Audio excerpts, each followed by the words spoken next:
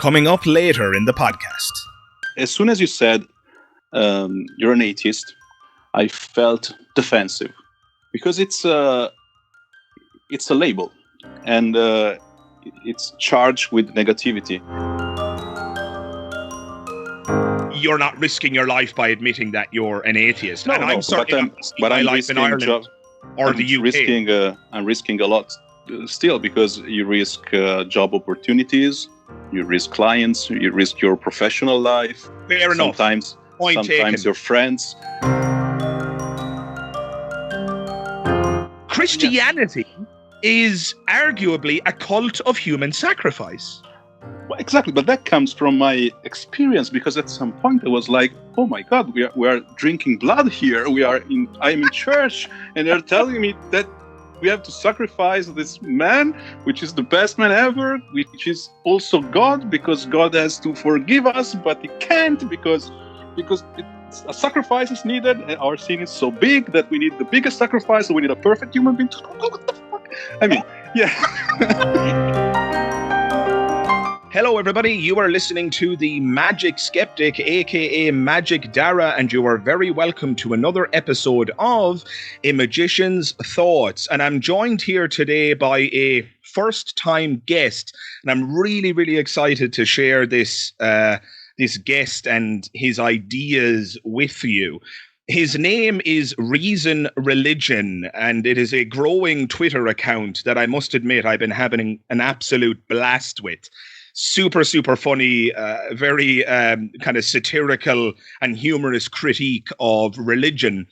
And for the purposes of today, we have agreed that I'm going to refer to Reason Religion as Rees. So, Rees, you are incredibly welcome to the podcast, and it's an absolute pleasure to have you on the show here today.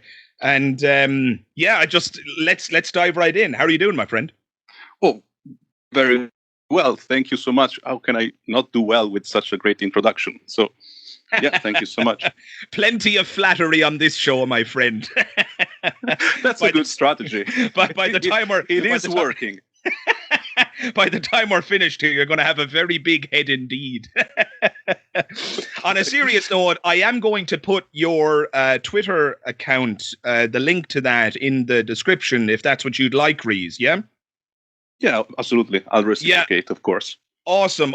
Yeah, I'll pop that in the description below, guys. So if you do like what you hear from Rees in this conversation, you can dive in and explore his Twitter page just like I did, and I assure you, you will not be disappointed. So it won't surprise anyone, given the introduction I just gave, that Rees, you are an atheist. Don't get me wrong, this is not going to be a kind of an autobiographical or biographical conversation. I just want to get some kind of basis for the conversation before we jump into some questions and so forth. So where did it all start for you? Were you born into a religious family? When did you become an atheist? Were you an atheist from the start? Where did you start, my friend? Well, as you can probably tell from my accent, it started in Italy some 30-something years ago. So I was born and raised as a Christian. But my family wasn't really religious, like they were not attending church regularly. But, you know, there's kids every Sunday go to, we call it, I don't know if you call it oratory. I never said this word in English before. But it's where kids go every afternoon, actually, during the summer especially, and we have priests as teachers. So they teach how, and we're growing up. We're really young. So, and there's always church and mass involved. So that's where I started. I was convinced that there was a hell, that my friends, my skeptical friends, or from other religions were headed there. This used to give me nightmares, and they had it easy with me because I'm someone that it's really curious, that asks many questions. So those were the only answers available, because my parents just said, "We don't know," when I ask questions. So you know how kids play the why game. We start asking why, and then why, and then why. And every honest adult, it's a point where they just raise the hands and say, I don't know. But that's not, yeah. It's either that or go insane. Absolutely, because that's the reality. But priests don't do that. They say, they invent, they make up answers, basically, when they don't have it, or they look in the Bible and they refer you to it. And yeah, what happens at some point, I realized that all their answers seem to be in the Bible. So I read it unsupervised, and I became an atheist. That's what yeah. That is hilarious. It's a very, I can't remember who said it, Rees. Perhaps you can remind me. It was some pillar of the atheist community, but yeah, it is. It's true. Exactly that. They said the best way to become an atheist is to read the Bible. Yeah, I read a lot, so many things that I say can be from some book, like this one sometimes, but this is actually a reality, so I don't want to take credit for something that's not mine, but this is just my experience. So yeah, that actually happened to me. And I don't know who said it. In Italy, there's Pier Giorgio Odifreddi, which is a mathematician, an atheist, a prominent atheist, that often said it. But yeah, maybe Richard Dawkins, I don't know, I don't remember. Yeah, I wouldn't care to guess because I'd only get it wrong. But I remember reading that somewhere, and I loved that quote. And in your case, evidently, it's true. Absolutely. There's one thing you mentioned, which is very interesting. You said that you realized that all of their answers came from one book. I do view you kind of through a comedic lens. And again, for those of you who are curious, if you check out Rees's Twitter, you'll see exactly where I'm coming from there. You have a very comedic or satirical approach to your critique of religion. And when you mentioned the fact that there was one book involved, it reminded me of something that the comedian Billy Connolly said, which I thought was hilarious. And what Billy Connolly said was, never trust anybody with one book. That's true. Never trust anybody with one book. I mean, at least some people used to knock. I think it's good advice. Yeah, it is. I mean, some people used to knock at your door with entire encyclopedias of books, and you trust those. I mean, and were a lot of books, like one for each letter. But yeah, but still not enough. I would dispute one thing that you said, though. And I have a feeling that there will be certain slight disagreements between us, albeit we are on the same side. We're both atheists who perceive ourselves as resisting kind of religious hegemony or let me just say this. I come from a scientific background, and I enjoy being wrong, like too much. I enjoy when I'm wrong because I get to learn stuff. That is really admirable. That is. But just one thing, you said that priests make things up. Now, I wouldn't be comfortable with that claim, because I don't think that the average priest, vicar, or preacher is just making things up. I think they're doing exactly what you said, which is just consulting the Bible. And it just so happens, as I'm sure you'll agree, my friend, the Bible gets it wrong quite a bit. Yeah, it's possible that, I was very young, so it's even possible that it's some false memory. It was my perception that when they didn't know what to answer me, they'd rather say something instead of I don't know. So when I pointed out some inconsistencies, some logical inconsistencies in the Bible, contradictions, they always had an answer, but didn't make much sense to me, that answer. Yes. So I don't know if it came from I actually don't know. Maybe those kind of answers come from scholars. I don't know. Maybe theologians or something, but I'm not saying that you're wrong. There are absolutely dishonest religious believers, but there are dishonest atheists too. There are dishonest people in every group, and there are people who will not admit that they're wrong when they're wrong and will bend over backwards to avoid possibly looking like they were mistaken, even slightly. And I do endeavor. I love what you said, Rees, which is you come from a scientific background. Now, I don't come from a scientific background. I didn't know that you came from a scientific background, but it's going to make this conversation even more interesting because I actually come from a comparative religion background. Now, I had a similar upbringing to you. I was raised Catholic, and I was terrified of hell, and I thought that friends of mine were going to hell as well. My deconversion experience didn't involve reading the Bible. My deconversion experience involved reading The God Delusion. and discovering shows like The Atheist Experience and reading Christopher Hitchens and Sam Harris and so forth. But yeah, we both have a similar background. But when I went to university, I studied theology. I studied comparative religions. And so you're coming from a completely scientific perspective. I'm arguably coming from an academic religions perspective, or what some might say a philosophical perspective. So I think this is going to be a very fascinating conversation indeed. I look forward to it. Yeah. Awesome. I think too. But yeah, I mean, nobody is 100% something. I mean, people from a scientific perspective can think magically sometimes when it's not their field. So that happens. And also, there's something interesting about atheism, because as soon as you said you're an atheist, I felt defensive, because it's a label, and it's charged with negativity. You know, when you say atheist, which is actually what I am. I mean, if you think etymologically, the meaning of the word is atheism. So yeah, it's what I am. I just don't believe in any God. When you make a claim, I want to see evidence for that claim. Yes. And otherwise, if the evidence is not convincing enough for me, I'm not going to believe it. So that's basically what I am. I embrace. Yeah, what I am. I embrace. I don't know. So many people are uncomfortable admitting that, but that's what I really feel inside. But atheist is even as soon as you declare that, you get to be associated with communism, you know, Stalin, that kind of stuff. Oh, Jesus Christ. I've had it up to here with the idea that atheism is connected to the crimes of someone like Stalin or the Gulag or what have you, or Mao, or it's such a silly assertion. And that's all it is an assertion.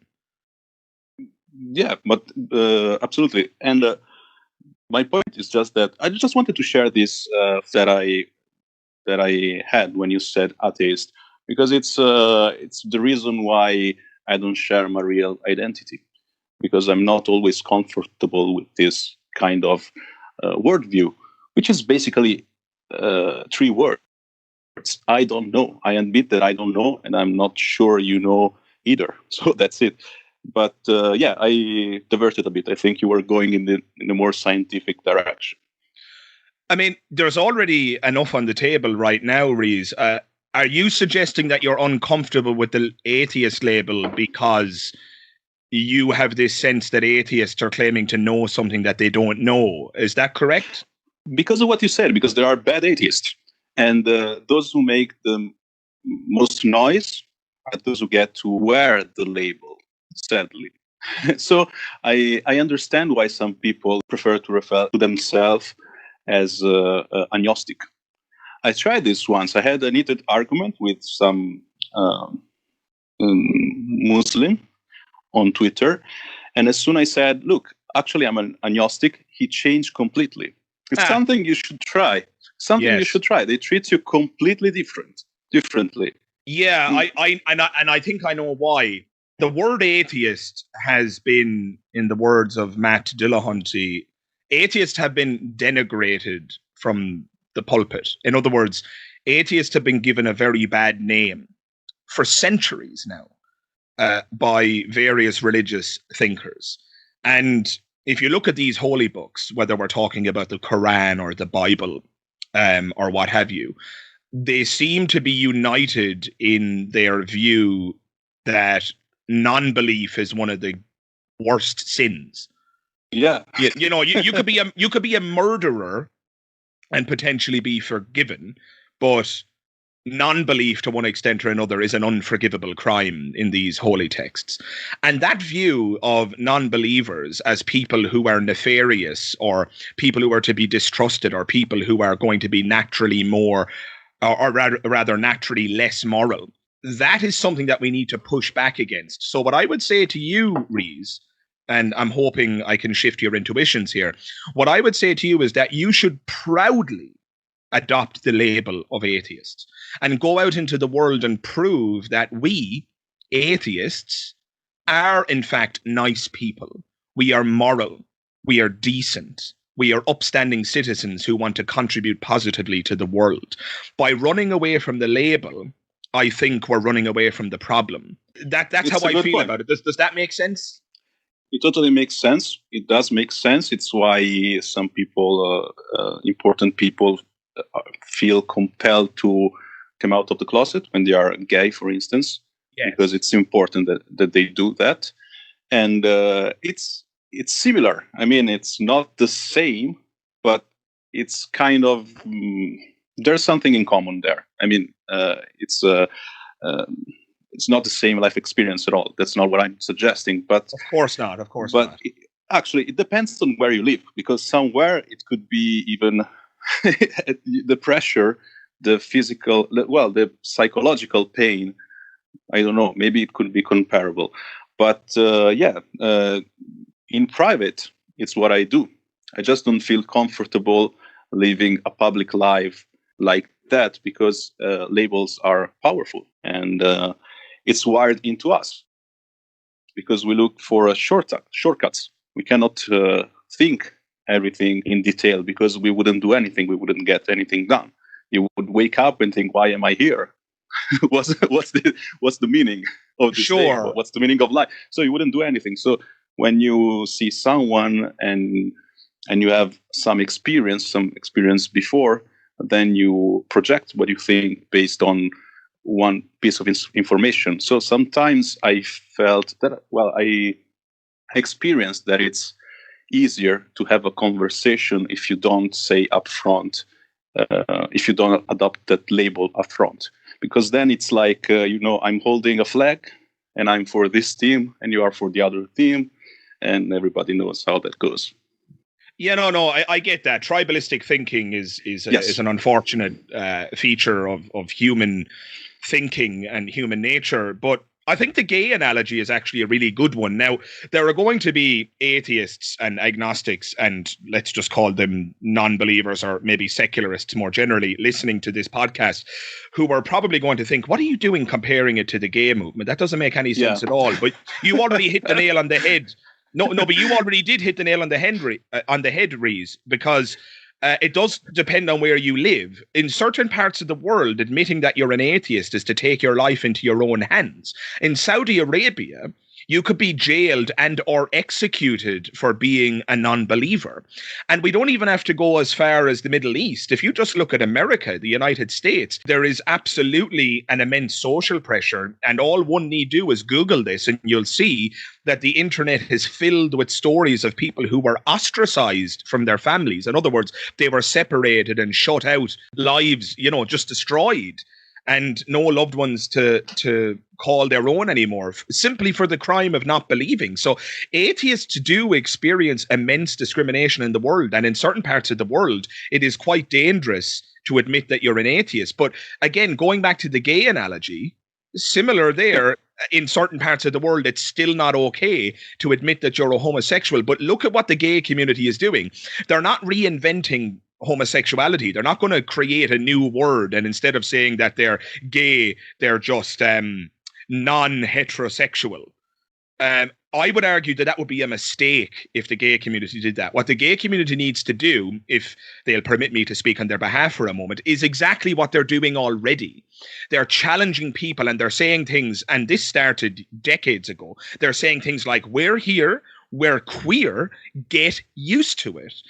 The word queer used to be used to denigrate the gay community. And what they did was they took the word and they now use it as a word of empowerment, to the point where the LGBTQ plus acronym, the Q in that acronym stands for questioning or queer. So they've taken the word from the bigots, repurposed it as a word of empowerment. And I would say, Rees, that we need to do the same as atheists. I'm never going to run away from the term atheist. I'm going to shout it from the rooftops until people accept us for who we are. Yeah, but let me just make a counterpoint to that, because as soon as I heard it, I felt there was something wrong with it. And now maybe I know what it is. your sexuality is something that it's part of you, that you are. Sure. And people tend to do something for something that they are, that it's linked to their identity and something that they believe in. But being an atheist, it basically means that you don't believe in something. So would you risk your life for something you don't believe in? Oh, for something you're absolutely spot on. Please, I love that you brought this up, because I'm not at all suggesting that atheists living in parts of the world where it's risky in terms of your life to admit as much. I would never recommend that those atheists stand up and volunteer to die for their beliefs. That's not what I'm suggesting at all. What I'm talking about is people like you or I, Rees. I'm sure it's fair to say where you're from that you're not risking your life by admitting that you're an atheist. No, and I'm certainly not risking my life in Ireland or the UK. I'm risking a lot still, because you risk job opportunities, you risk clients, you risk your professional life. Fair enough. Sometimes your friends. So and also every problem is different than one another. So they need to be accepted. And I share what you said, that they're doing exactly what they need to do. Yeah.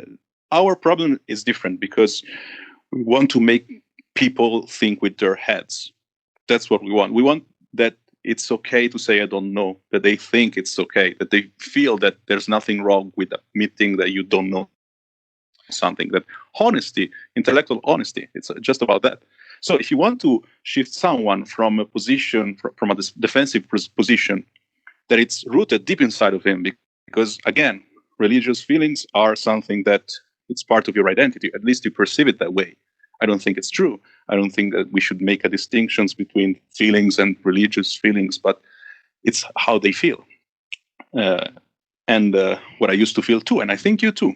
If I know your history enough, you used to really believe in those things, and you felt that those were part of your identity. So given that our problem is different, the strategy also can be different. And going up front is not always the best solution. I prefer asking questions. I prefer asking funny questions, because they stick. I try to be funny. It's not easy. I try to be, because when I achieve that, I know that that person is going to think more and more of that, because if you make someone laugh, it's powerful. They're going to remember it. Sure. Just to put the previous point to bed, I want to accept the additional points you made. I just want to concede, or at least just sharpen up my earlier statement, because again, I don't want to be perceived as being irresponsible. I would never recommend an atheist in Saudi Arabia, for example. I would never recommend an atheist to out themselves in Saudi Arabia, because that would just be life-threatening to do so. Similarly, and you added a point there, Rees, which I fundamentally agree with. I think you're spot on. Even in less religious countries, even in countries that are not theocracies, so a country like the United States, it might very well be a risk, not to your life per se, but it could be a risk to your career or to your clientele. I take all of those on board as well, and I think you're absolutely spot on. So just to be clear, I would not recommend any of those atheists to take risks. I wouldn't embolden them to go out and hang themselves, metaphorically speaking. All I'm saying is that if you are an atheist and you find yourself in a position like I'm in, where you're in a nation that is open enough and tolerant enough and equal enough to be able to accept an atheist worldview, then I would just say you shouldn't feel the need to use another label. Because, and I wanted to get to this, Rees, I think it's a very important point. I can already hear certain listeners screaming and saying, Rees keeps saying that he doesn't know. And Magic Skeptic says he doesn't know either. So why are they calling themselves atheists? They are agnostics. But you see, this is a misunderstanding that I always encounter.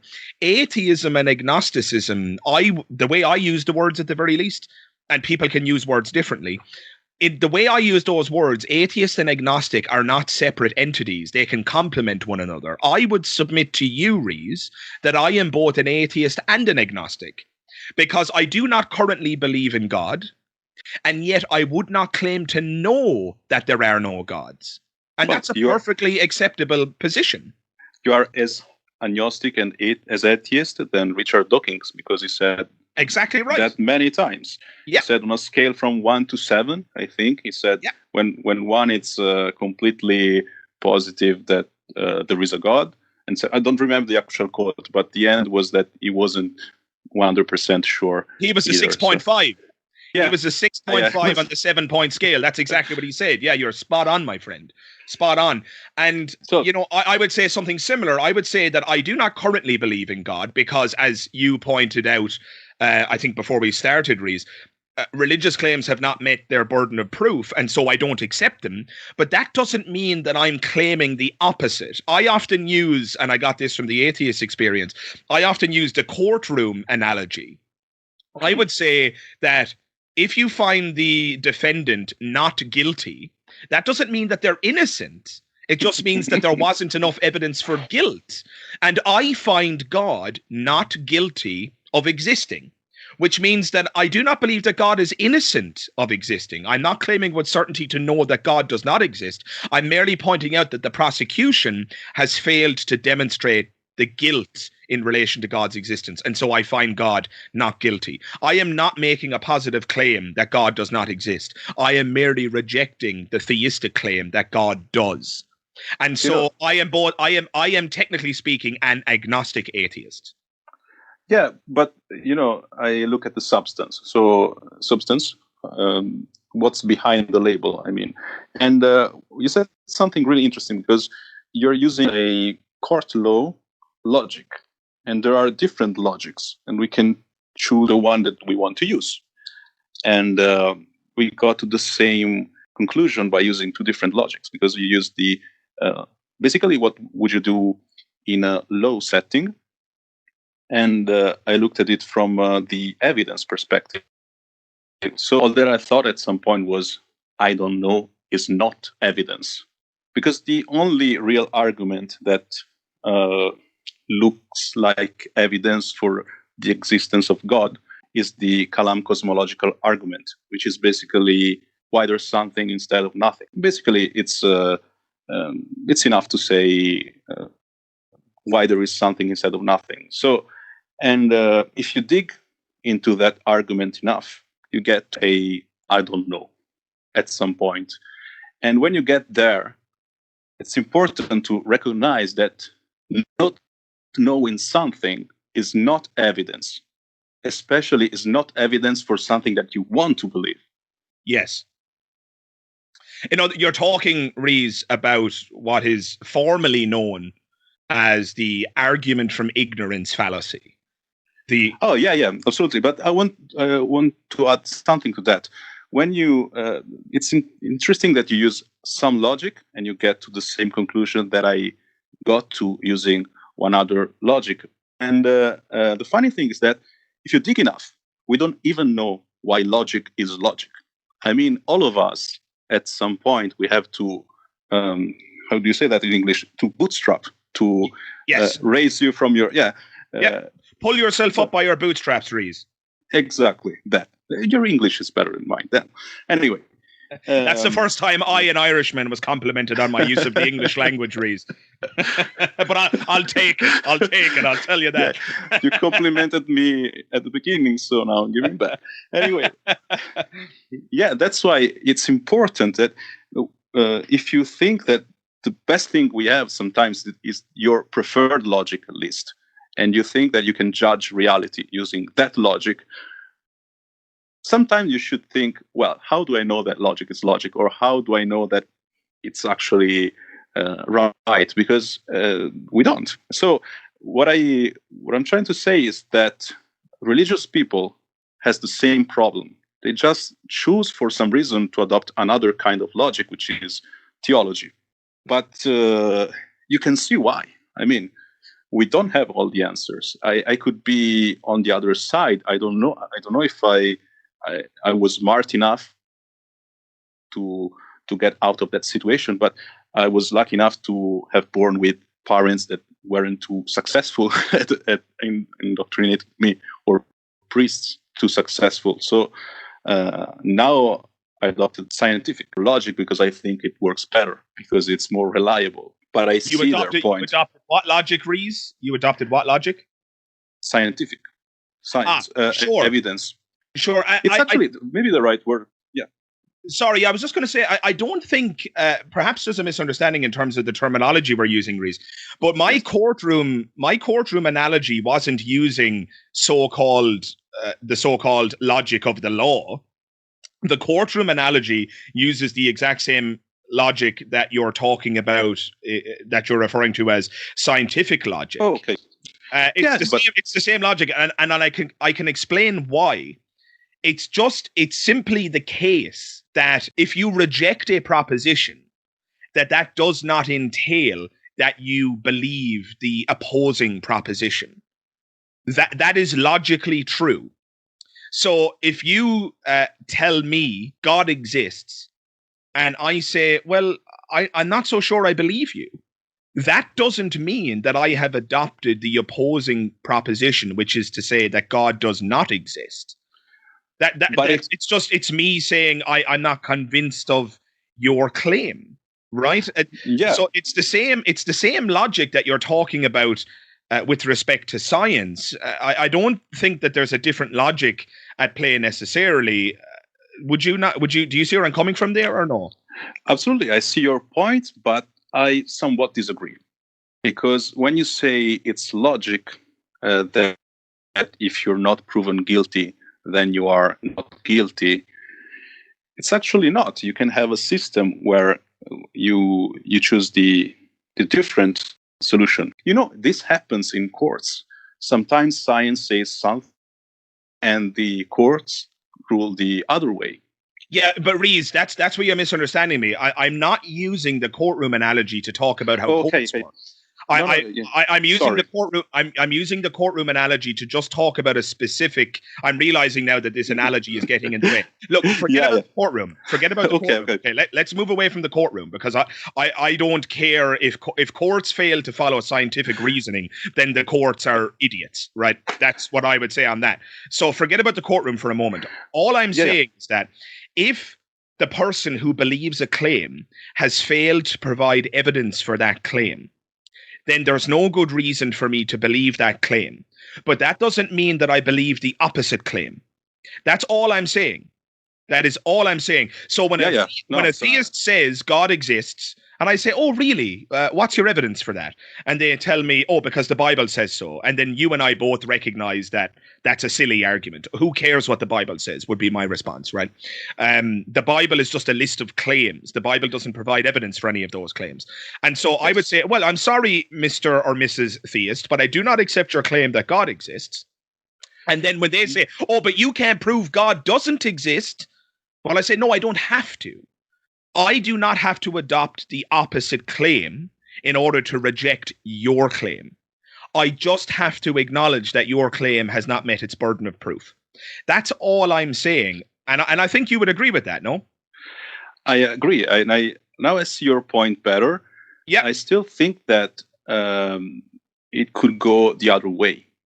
I mean, the fact that the burden of proof is on the shoulders of the person making the claim, yes, is something that we decided it's logical. But we could have gone in another direction. That's what I'm trying to say. But it would be absurd. It would be absurd, right? Because if we go the opposite direction, but it was like that for centuries. I mean, this way of thinking about the burden of proof has maybe 100 years that you can say this out loud and everybody would agree. Humankind is way, way, way older than that.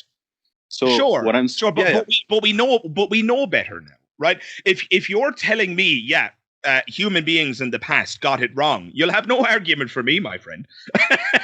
Human beings in the past didn't respect evidence, right? Okay, human beings in the past based their beliefs on authority and emotion. Yes, agreed. But we know that basing your beliefs on emotion produces inconsistent results. We know that basing your beliefs on authority produces inconsistent results.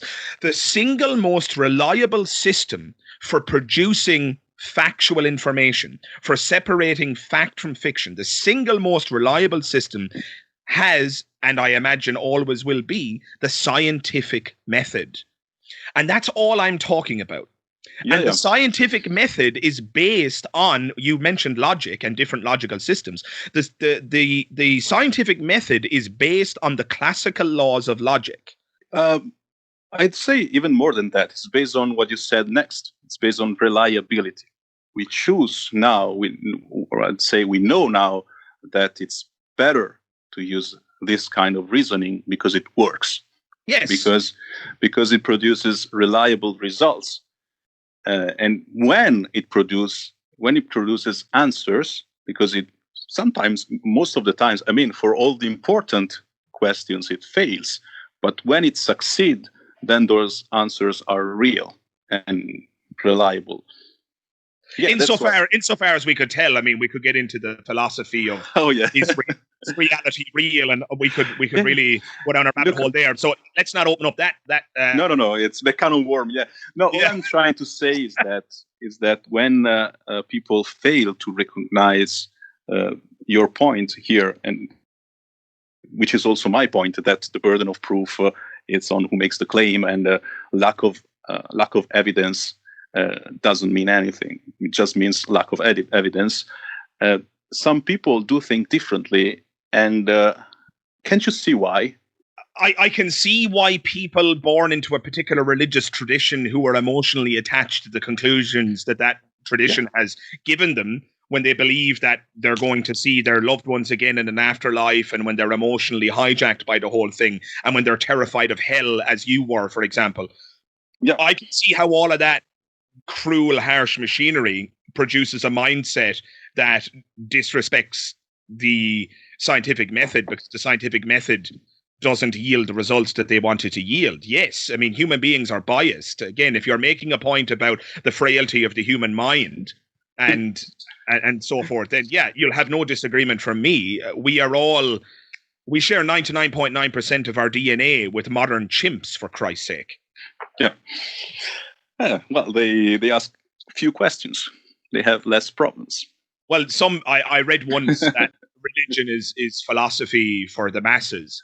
That it breaks things down into a simpler form where you don't have to think about it. Your book tells you all the answers, and so yeah, I can get why that is appealing to some people. But whether or not it's appealing has nothing to do with whether or not it's true, and that's what I'm primarily concerned with. But just to put the logic point to bed, yes, people do use different logical systems, and we can't verify logic with logic because that's circular. It's viciously circular. All we know is that the logical absolutes, that the laws of logic just are. That's all we know. So something is what it is and it isn't what it isn't. So there are three classical laws of logic: the law of identity, the law of non-contradiction, and the law of excluded middle. Those are the big three. And it just seems that they are the case. So for those of you, this is getting into very heavy philosophy. Wow. Yeah, so it is. You're very well educated on this subject. Congratulations. I try my best, Reese, but just to sharpen up just one of them, just so the audience isn't confused. Now, maybe the audience is totally on board here. I don't want to assume anything about the listeners, but just in case anybody is confused, just to take one of them, right? The law of identity simply says that something is what it is, and it isn't what it isn't. So an apple is an apple, and it's not an apple. Now, for that law of logic to be revealed to be flawed, you'd have to show me an apple that was both an apple and not an apple at the same time. Now, some people get clever here and they say, an electron, right? An electron can be both a wave and a particle at the same time. So does that not violate the laws of logic? And no, it doesn't. It doesn't. It's just an electron is an electron and it's not an electron.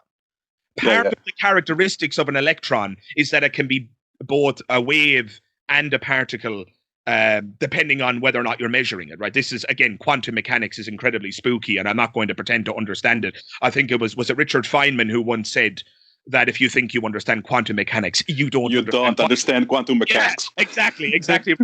But my point is, yes, I think as far as we can tell, the laws of logic are absolute. They are binding in all possible universes.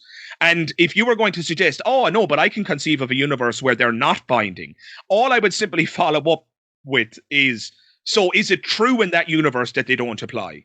And then they would say yes. Well, there's the laws of logic. They can't both apply and not apply at the same time. So if you're saying that in this universe the laws of logic don't apply, you've already conceded that the laws of logic apply. You see, it would be absurd to suggest that they can't apply, because that itself then would be an expression of the laws of logic. So the laws of logic, it would seem, Rees, are absolute. And you're right, we can't verify why they're absolute. We can't prove them with logic, because that would be viciously circular. But they just are. And we just have to, like you said, we have to just pull ourselves up by our bootstraps and accept, yeah, the laws of logic apply. So if there's any theist listening saying that, oh, you atheists have faith too, because that's where this goes, right? They say, oh, you atheists have to believe in logic and science. Well, so do Christians, so do religious people. I mean, does God exist? They would say yes. Does he not exist? They would say, does God obey the laws of logic? Well, God does, because God exists and he doesn't not exist. That is the law of identity.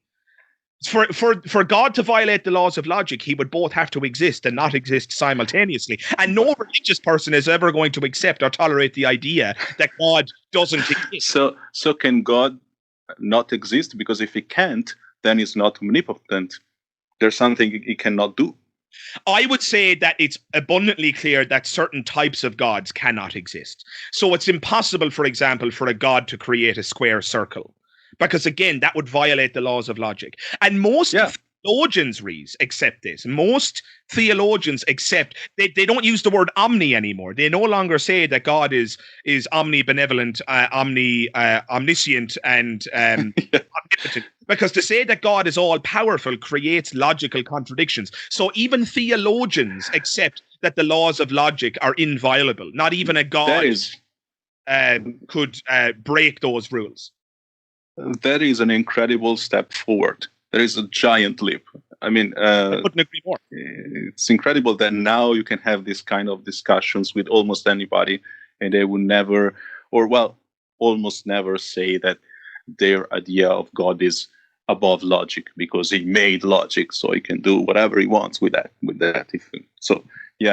But what they say, I believe, is they wouldn't say that logic is above God, nor would they say it's below him. They would say logic is an intrinsic part of God's nature. That's what they say.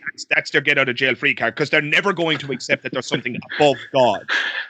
Yeah, there are a few of them, of those cards. So one is this one, the other one is quantum mechanics, the other one is the Kalam cosmological arguments. Yeah, we can spend all lives getting into those.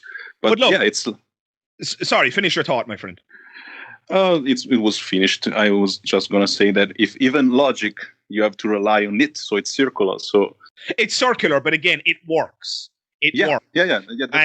And when we base our efforts on the scientific method, which has at its foundation these logical absolutes, when we do that, planes fly.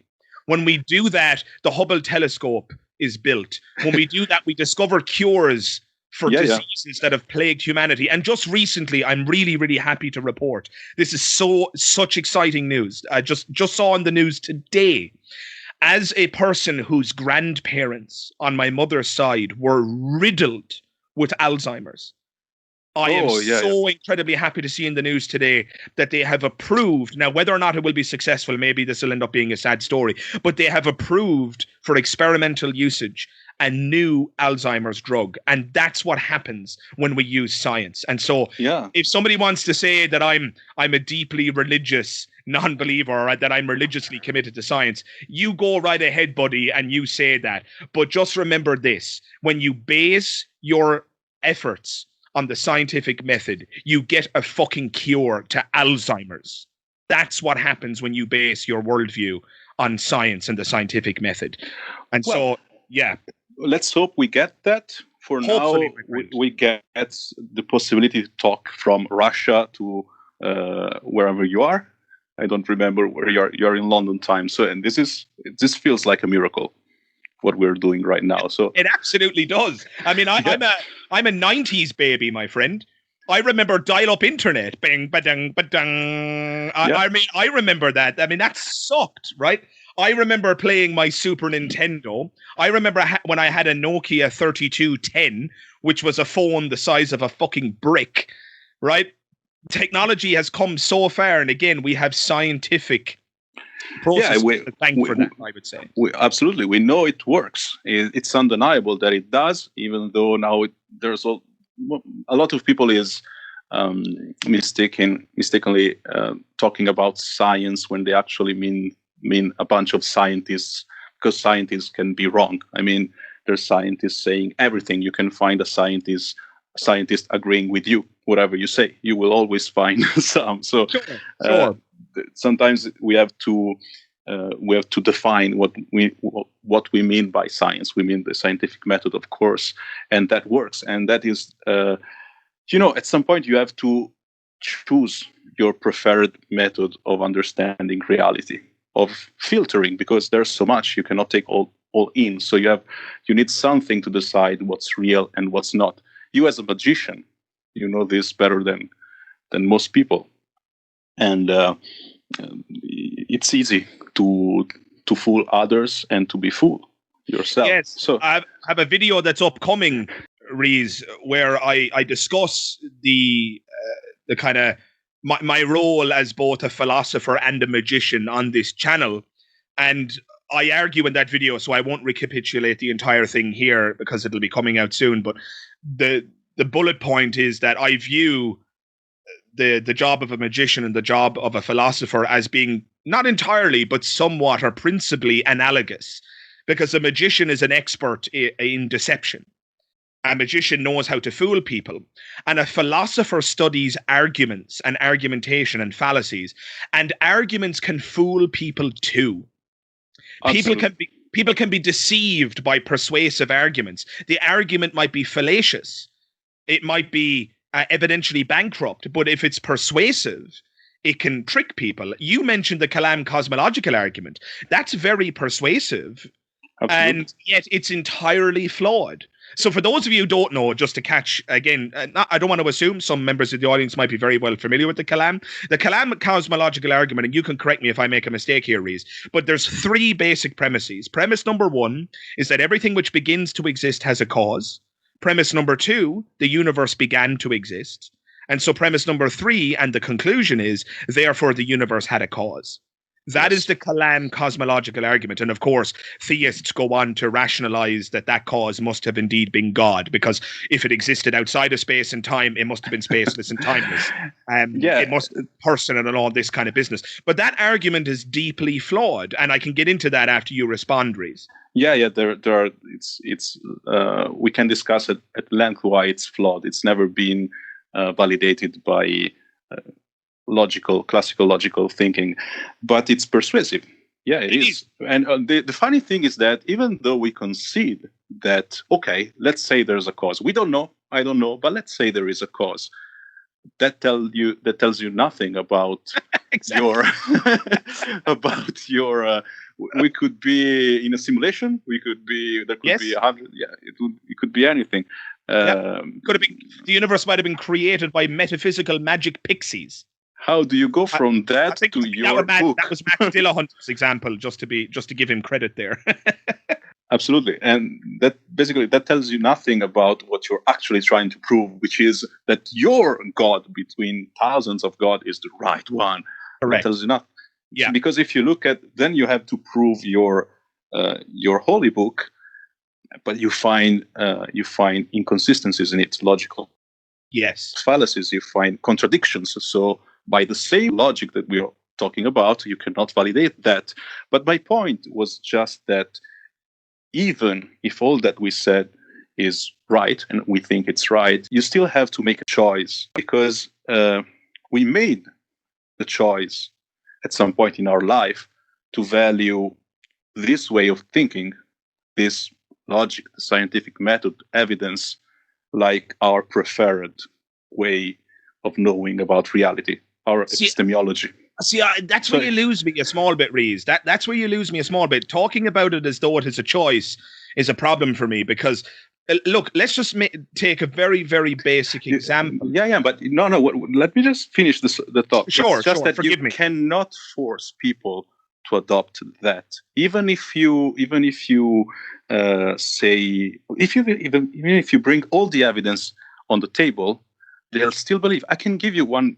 I think it's the best example for a magician. Sometimes, especially a mentalist, sometimes you perform a trick, and the other person is convinced that you are a psychic, that you have magical real powers, and you say, "Look, I don't have them. I'm a conjurer. I don't know the exact terminology. There's a method. There's an effect. A liar. I don't have any power. Liar. You do. Yeah. There's no way. You can go to a point when you reach some level of frustration where you go against the magician code and you reveal the trick. They'll still think that you cheat sometimes, but you do have real powers after all. You know, have you ever had that experience? I have. I've had it in the comments. I've had to try to dissuade people. There are people who've said, "Oh my God, I now believe in magic because of you." And I say, "No, please don't, no." My only Because of me, my whole channel is geared towards, raising people's awareness about the fact that and yet I can do all of this shit. If I can do this and I'm telling you it's fake, that should probably give you a pretty massive hint. But people literally say, "Oh no, you're just lying because you want to hide your powers." And I'm like, "No, stop it! No." There is. It's one thing to tell people, this magician is fake, and this is the reason. And it's. I think it's another. I imagine it's another experience completely to say, "I am fake. I don't have powers," and they still believe that you have. So what I'm getting at is that you can present all the evidence. You can say whatever you want, but they still have to make a choice. And the best way, in my limited experience, but I think it's the best way, is by asking questions, is by the classical method. Yeah, exactly, the Socratic method. Yeah. Yes. I see where you're coming from, Rees, and if all you're saying is that there are people who will not change their minds even when all the evidence is given to them, then obviously many. We agree, right? I agree that there are people in the world who are so beyond reason that they're unwilling, and I don't even think it's an act of will, by the way, because being convinced of something is not a choice. That's the thing that I'm reacting to here. Being convinced is not a choice. Becoming convinced is a deterministic process. So, for example, if I tell you, if I hold forward a clenched hand and I tell you that there is, a €2 coin or a £2 coin in my hand, right? And you're not going to believe me, or maybe you might, maybe you won't. It's a pretty inconsequential claim. But if I open my hand to reveal that there is indeed a £2 or €2 coin in my hand, you would have no choice in that moment but to believe what I told you, because you can see it with your own two eyes. You are deterministically caused to believe the proposition in that moment. Because it's not possible to deny the truth that's in front of your eyes unless you're a lunatic. Well, reason is deterministic. Let me touch, because you're a magician, so I want to touch the coin. I want to consult an expert. I want to run tests on it before I say that it's actually a coin, because it's a gimmick. But if the coin is a bad example, we can talk about the example. Let's not fall for another analogy here, because we did that before. What I'm saying is that it's another choice. It's another level of choice. No, I'm saying it's not a choice, Rees. It's not a choice whether or not you become convinced by something. Reason is deterministic. That's what I'm saying. Yes, it is. What I'm saying is that at some point when you don't have answers, because all this system we are talking about, the scientific method, doesn't have all the answers, just has some which are reliable. When it doesn't, when it fails to give you the answer that you really, really want, like what's going to happen after my death, will I see my loved ones again? Is there a reason? Is there a meaning to my life? Why am I suffering? I would argue that the scientific method has answered the death question, but you I think that it has some answers. I agree to some extent, but we can continue. We can expand this. What I'm saying is that it's a really difficult thing to accept that you don't know. It is, and so you have to. Okay, if we don't want to use the word choice, then I'll say you have to accept that you don't know, and it's not easy to do. It's not something that everybody can do, in my experience. Maybe they can. Sure. I don't know. I have no problem. I think I see where you're coming from. I think I see where you're coming from. Yeah. Okay.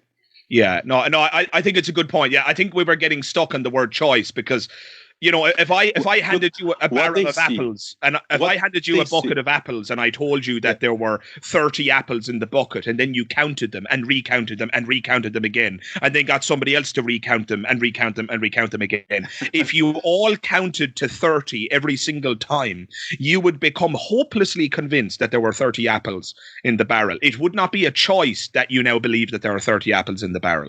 You would just be convinced. You wouldn't have chosen to believe it. If beliefs were choices, you could choose to believe right now that there were actually 29 apples in the barrel, even though you counted 30. You could choose to believe that there were no apples in the barrel, even though you can see them with your own eyes.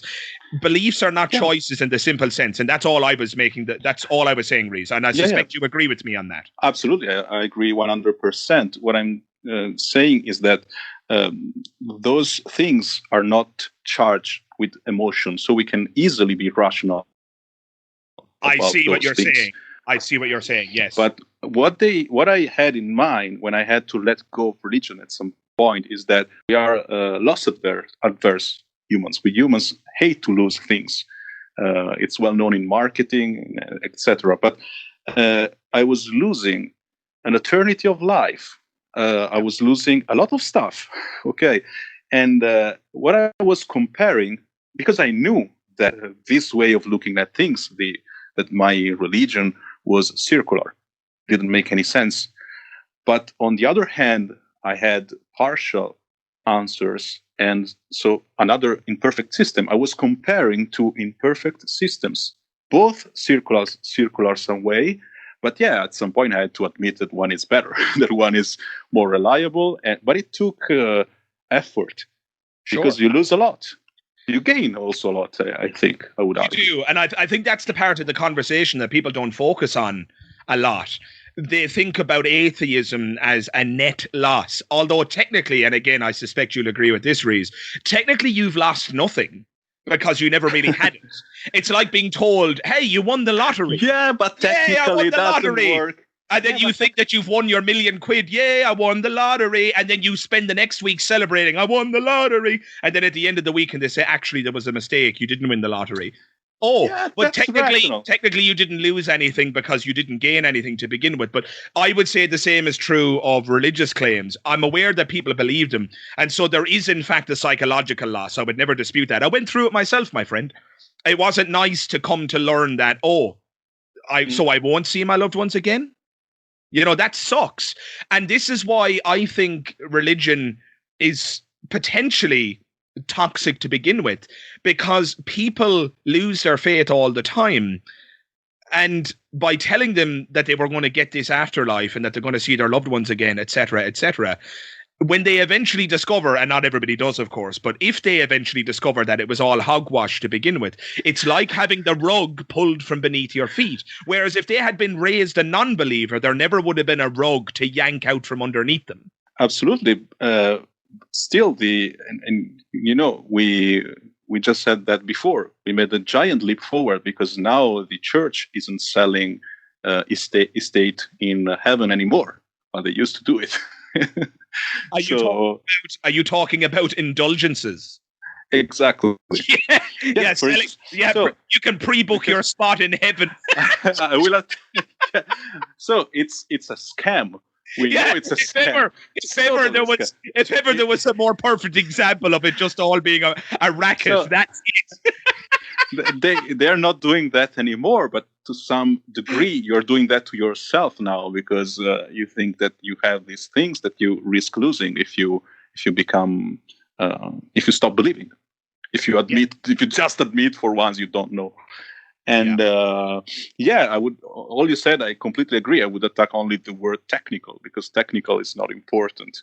I could say that technically a magician doesn't do anything real, but still you are a professional and you give people an amazing experience. So sure. Point taken. Yeah. No, I agree. I see where you're coming from there. And just one other thing as well. I'm not ever talking about forcing people to believe any of this stuff. My goal, I see my goal on my channel as being something of a popularizer of magic and skepticism and atheism.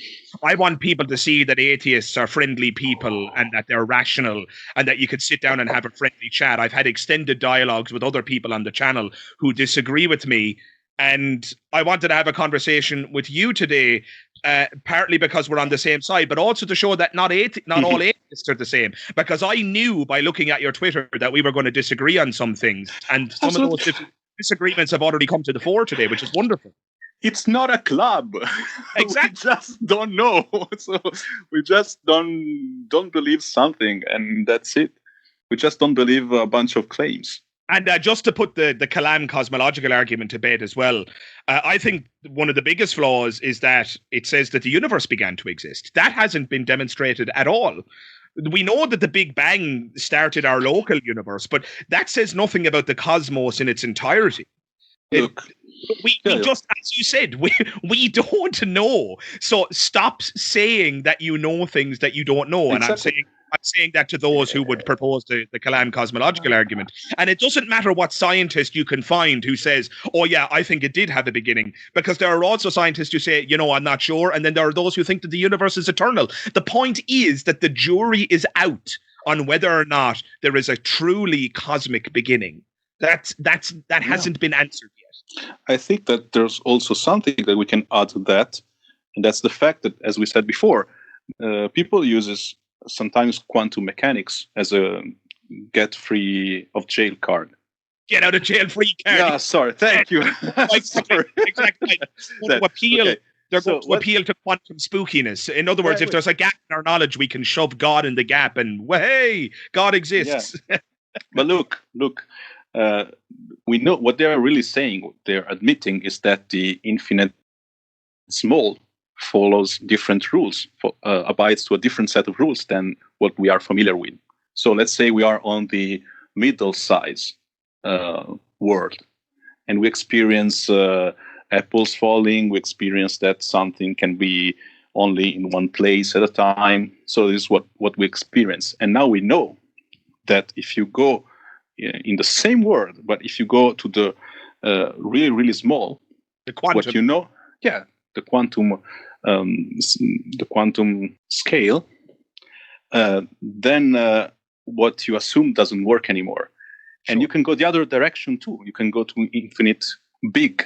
There are 3 levels of reality. The one that we experience, the infinite small, that we don't understand completely. We can make calculation and they are reliable. So we know some stuff, but it doesn't make sense to us. And then there's the infinite big. So galaxies and universes and the cosmos. So how can you assume? You just said yourself that we don't know stuff about quantum mechanics. How can you assume that we know stuff about the cosmos? Exactly. And I would say we don't. I think the only honest answer at this point in time is, it seems to be the theme of the conversation.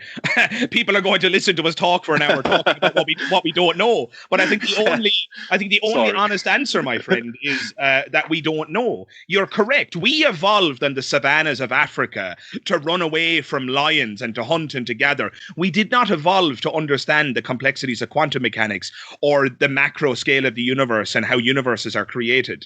All I know is that when theists or proponents of the Kalam cosmological argument say that the universe began to exist, that they are assuming something which has not been demonstrated. Now, it may very well be the case that the universe did have a beginning, but if they're going to assert that it has a beginning, that's no good, my friend. As Christopher Hitchens said, that which can be asserted without evidence can be dismissed as such.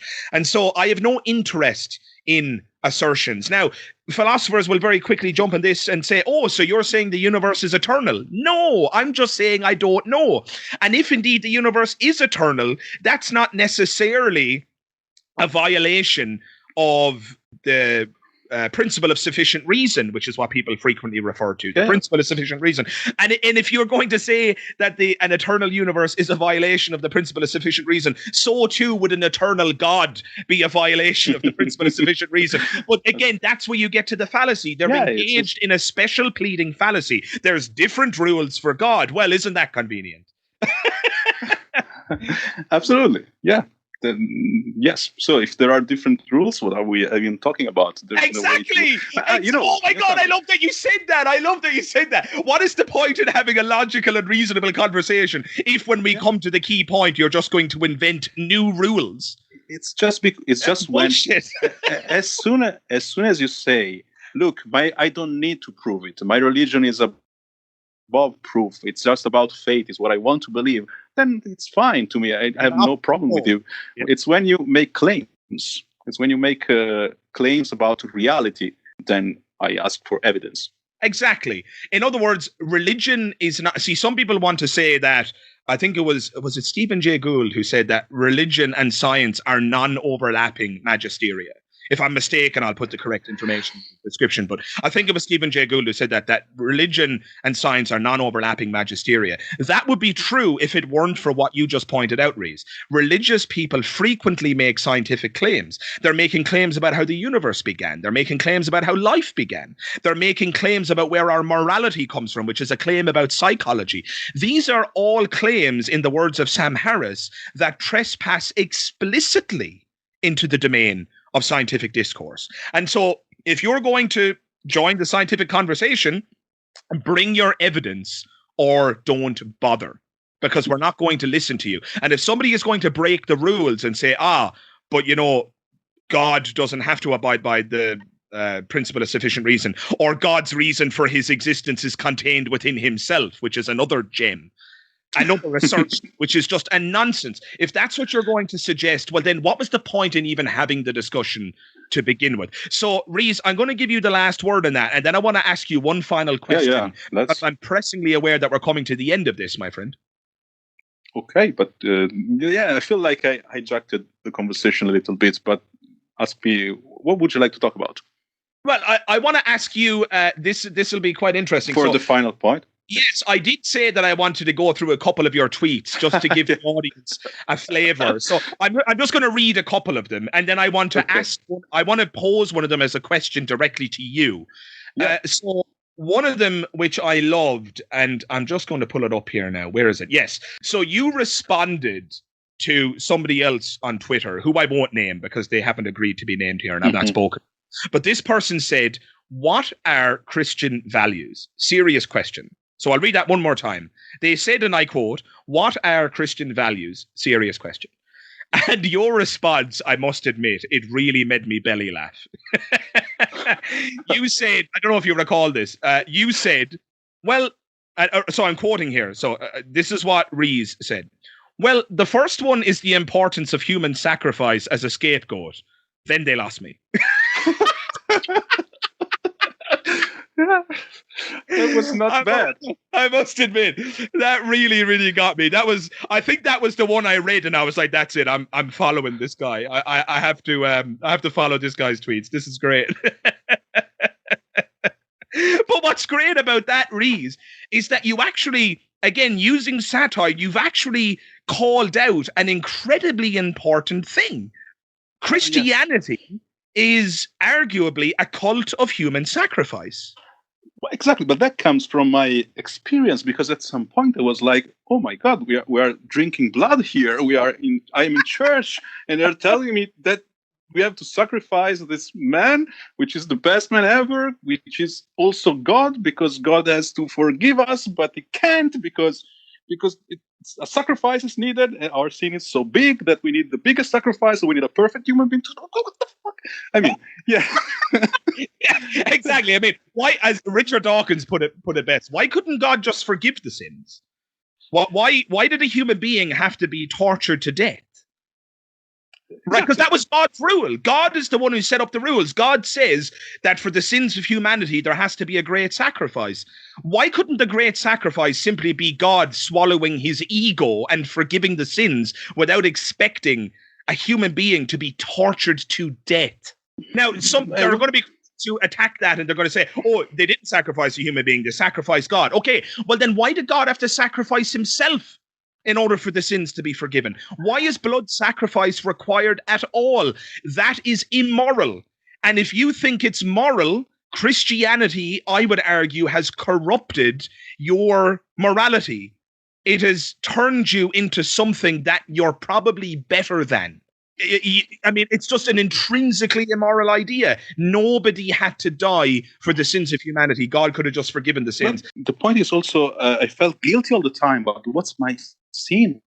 What did I do? Because, and they were like, oh, it's not, well, of course, if you want, you can sin all the time, especially when you are that age. You sin a lot in the bathroom. But apart from that, it doesn't seem something that requires blood. And it was about, and the answer was, it's about the original sin. Okay, what's the original sin? It comes from Adam and Eve. So you're telling me that Adam and Eve actually existed? No, it's a metaphor. But if it's a metaphor, then why are we killing God for that? So, well, I mean, don't get me wrong. I'm all in favor of the metaphorical approach. I would rather that all the Christians in the world took their faith metaphorically. I mean, that would be an improvement in my view. I think most of them do. I didn't run a poll, but so they started losing me there.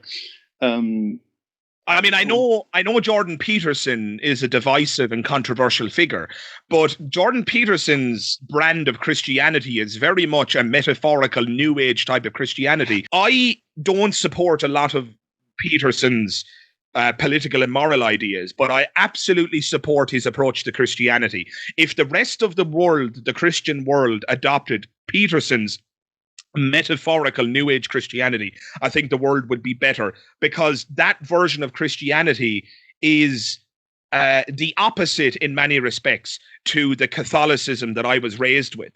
It's the opposite to the fear of hell that you were raised with. It's the opposite to the medieval Christianity that still exists in certain parts of the world and in certain states in the United States and so on. And so if the rest of the Christian world got on board that train, I think it would be progress of a sort, because I don't think we're going to turn all of the Christians and Muslims and whatever of the world into atheists. No. But what we could potentially do is take their faith and evolve it, as Peterson is doing, into something that's much less dangerous.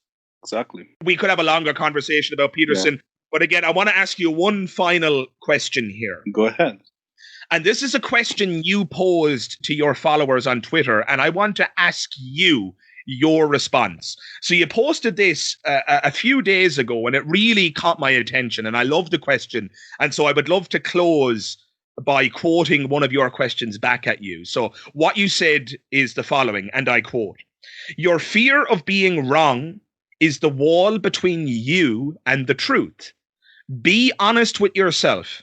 How afraid are you of being wrong about your God and or the afterlife?" So let me pose that question to you, Rees.